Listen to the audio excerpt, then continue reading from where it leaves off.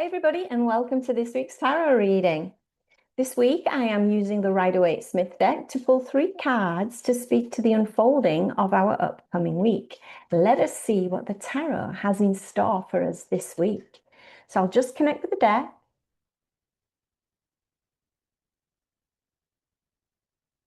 Okay, let's cut the deck. And we'll take the top 3 cards. Our first card will look at the present moment, what's happening in our field right now. Our second card can look at the past influence that brought us here. And our third card can look at the future potential. What do we want to know that we might need to pay attention to? Okay, so I'll turn this first card. We have the King of Pentacles. Okay, so remember the king is part of the court card series, so this could represent ourselves or somebody in our field.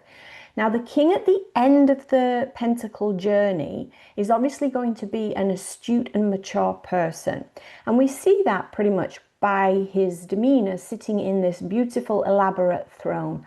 He has lots of fecundity all around him. Even his robes are very flowery and creative. I think those are vines on his robes there, which represents affluence and that richness. And we know that the pentacles is the material element. So we're looking at the earth element of finances and materialism. So this is a person that could be somebody like an accountant or somebody in business that's been really astute in business, very powerful person who's got it all together when it comes to knowing how to deal with finances, okay? And you can see that in his demeanor where he's just sort of looking to one side. It's like, yeah, I'm in charge here, I'm in control. So a very warm person in the sense that he's earthy, he's grounded, and he's been around the block. He knows a thing or two about investments and understanding how to stay in charge. Quite a typical patriarchal figure, actually. So let's bear that in mind if that's something that we're feeling right now, or if it's somebody that's in our field right now that may be bringing us an opportunity or some information that we should be paying attention to. So let's see where it came from. Okay, well, we've got a major arcana here. Now, the major arcana is obviously a big hitter, so we need to pay attention. But the major arcana can also represent somebody else, if not ourselves. Now, this is the Hierophant. The Hierophant is number 5 in the major arcana sequence.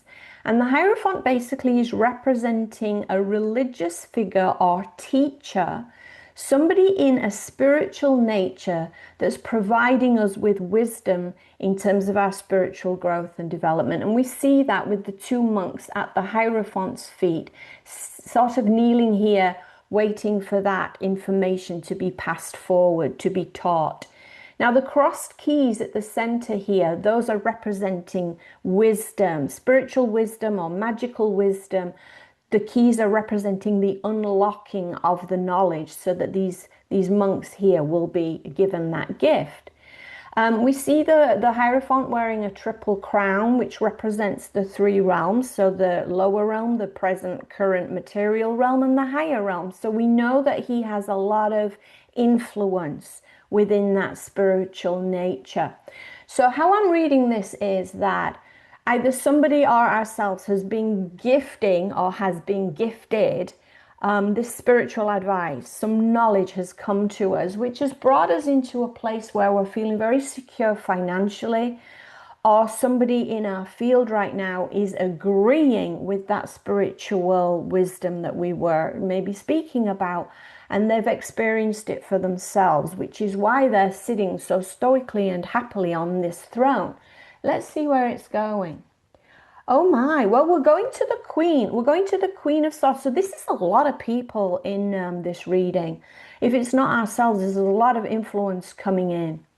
Now, the Queen of Swords, she is sitting side on, okay? So she's not even looking at us. But look at that sword. That sword is pointing directly up.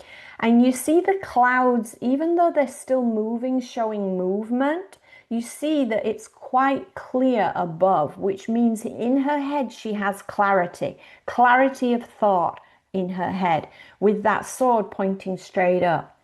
So the Queen of Swords, the swords being the air element. So this is about the thinking mind. We even see the bird in the sky who's flying, but it doesn't look like it's windy. It looks like it's really stable and still. She has her feet planted firmly on the ground, and she's even offering her hand as if in saying, look, it's this way. This is how it is.